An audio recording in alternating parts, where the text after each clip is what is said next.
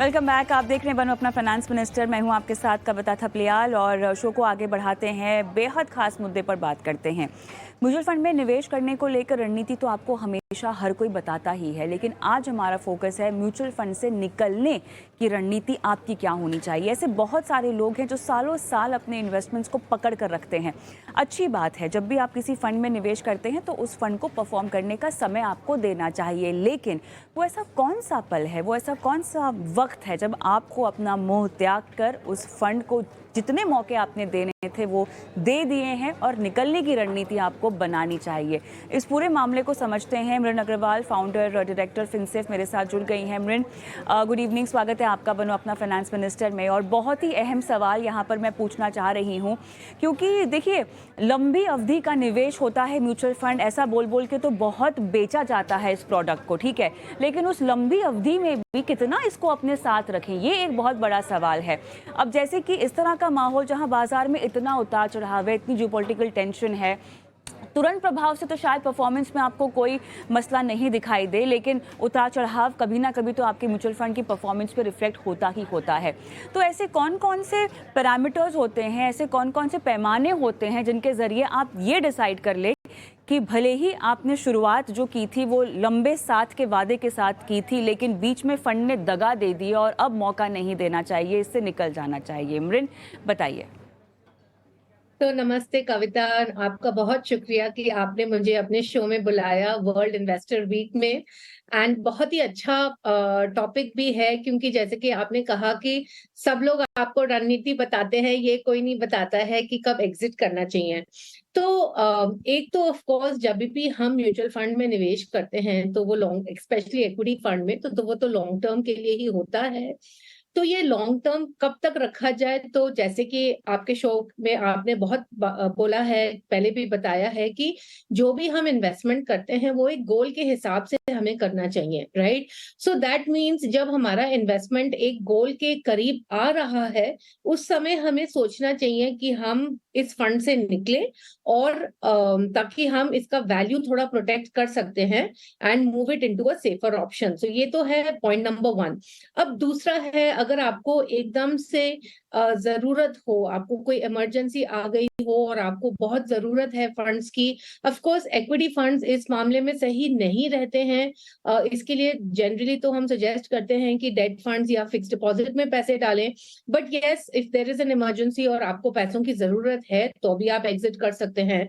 अगर फंड में under performance है तो क्या होता है कि एवरी ईयर लोग अपना परफॉर्मेंस रिव्यू करते हैं, या हम सलाह देते हैं कि हर साल में एक बार आप अपने फंड का परफॉर्मेंस का रिव्यू कीजिए।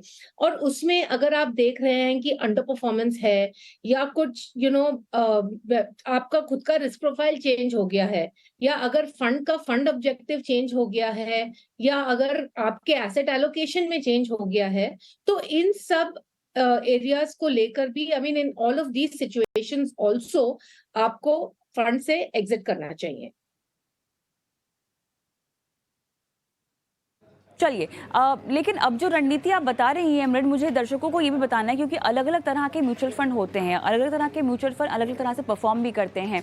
तो अब जिस तरह से रणनीति कोई तय करना भी चाहे, तो क्या उस फंड की या उस कैटेगरी की परफॉर्मेंस के तहत जो है रणनीति तय की जाए, क्योंकि ऐसा नहीं है कि सभी का व्यवहार बाजार की चाल के मुताबिक सेम होगा।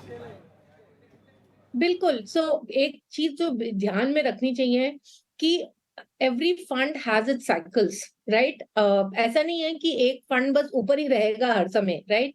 और अगर हम जो भी पास्ट में स्टेटिस्टिकल डेटा भी देखते हैं कि जो इस जैसे पिछले साल के जो टॉप परफॉर्मिंग फंड्स हैं वो इस साल के टॉप परफॉर्मिंग फंड्स नहीं रहेंगे, और ये एक साइकिल होती है। तो ऐसा नहीं सोचना चाहिए कि ज्यादातर क्या होता है कि लोग सोचते हैं, देखते हैं कि अच्छा मेरे फंड ने 20% रिटर्न दिया और किसी और फंड ने 30% रिटर्न दिया, तो मुझे अपने फंड से निकलकर दूसरे फंड में जाना चाहिए। नहीं, सबसे पहले आपको देखना पड़ेगा कि आपने जो इन्वेस्टमेंट किया है उसका आपको रिलेटिव परफॉर्मेंस देखना होगा, relative to the benchmark, relative to the category average. And अगर बहुत ही लॉन्ग टर्म अंडर परफॉर्मेंस है, and by long term I am saying 12 to 18 months.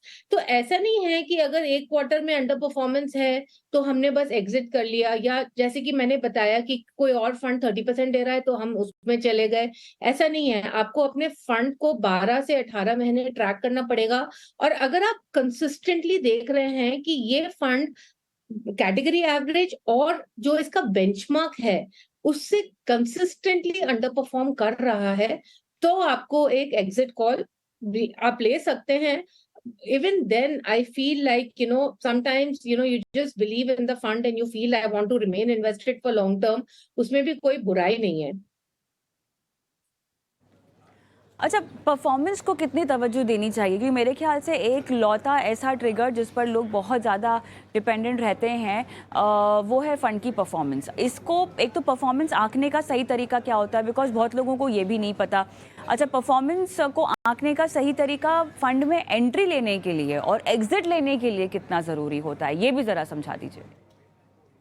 तो ऑफ कोर्स एंट्री लेने के लिए सभी देखते हैं past performance, although mutual funds का डिस्क्लेमर है, that the past performance may not continue in the future, right? But of course you want to check कि लॉन्ग टर्म कंसिस्टेंट रिटर्न्स हैं।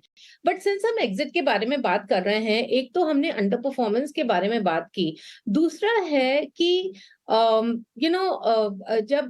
other than just the pure performance of the fund, we also need to see अगर हमारे पास बहुत सारे funds हैं in the same category and the same fund house, right?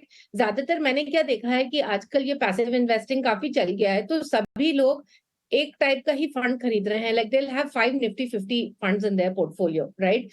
Now if there is a change in the objective of the fund which has led to underperformance, then what happens is that you might have to wait for some time to really see what happens. So underperformance can be just plain underperformance. It could be due to the fact that, and ज्यादातर objective तो change होता नहीं है, ऐसे बहुत कम होता है कि ऑब्जेक्टिव चेंज होता है, बट कभी कभी ऐसे भी हो सकता है। बट आई फील दैट हम बस परफॉर्मेंस ही देखते हैं, मतलब हम जो एब्सोल्यूट रिटर्न है हम बस वो ही देख रहे हैं। But what I feel very importantly is कि लोगों को ये भी परखना चाहिए कि अगर हमारे पोर्टफोलियो में एक ही टाइप के बहुत सारे फंड हैं, या एक ही फंड हाउस से हमारे पास सारे फंड हैं, आपकी मतलब काफी सारे शोज में मैंने देखा है लोगों के पोर्टफोलियोज में एक ही फंड हाउस का mid cap, large cap, small cap रहेगा, राइट? या अगर आपने बहुत छोटे छोटे अमाउंट्स इन्वेस्ट किए हैं, and you have too many funds in the portfolio, honestly all of this also can impact performance. So it's not only performance at a fund level, you are also looking at performance at an overall portfolio level. Alright, चलिए मृन, इसी के साथ इस चर्चा को हम यही समाप्त करते हैं। बहुत बहुत धन्यवाद, आपका समय निकाला, और उम्मीद करते हैं दर्शकों ने आपकी तमाम बातों को समझ लिया हो और गांठ भी बांध लिया हो। धन्यवाद। चलिए, तो म्यूचुअल फंड में एग्जिट की स्ट्रैटेजी हमने आपको समझा दी आज के शो में, लेकिन फिलहाल रुकेंगे छोटे से ब्रेक के लिए, क्योंकि ब्रेक के उस पार हम बात करेंगे आपके म्यूचुअल फंड या इन्वेस्टमेंट पोर्टफोलियो की। लाइव दर्शक हमारे साथ जुड़ेंगे जो अपने सवाल पूछना चाहते हैं, अपनी फाइनेंशियल प्लानिंग दर्शकों से हमारे एक्सपर्ट्स के जरिए करवाना चाहते हैं। और ब्रेक पर जाऊं उससे पहले हमारा व्हाट्सएप नंबर जो आपकी स्क्रीन पे अब फ्लैश होगा, नोट डाउन कर लीजिए, अपने सवाल झटपट भेज दीजिए हमें। चाहें तो यूट्यूब पर भी हमें लाइव देखें, पुराने शोज भी देख सकते हैं, और अपने सवाल कमेंट बॉक्स में भी छोड़ सकते हैं। आपके तमाम सवाल हम शो में शामिल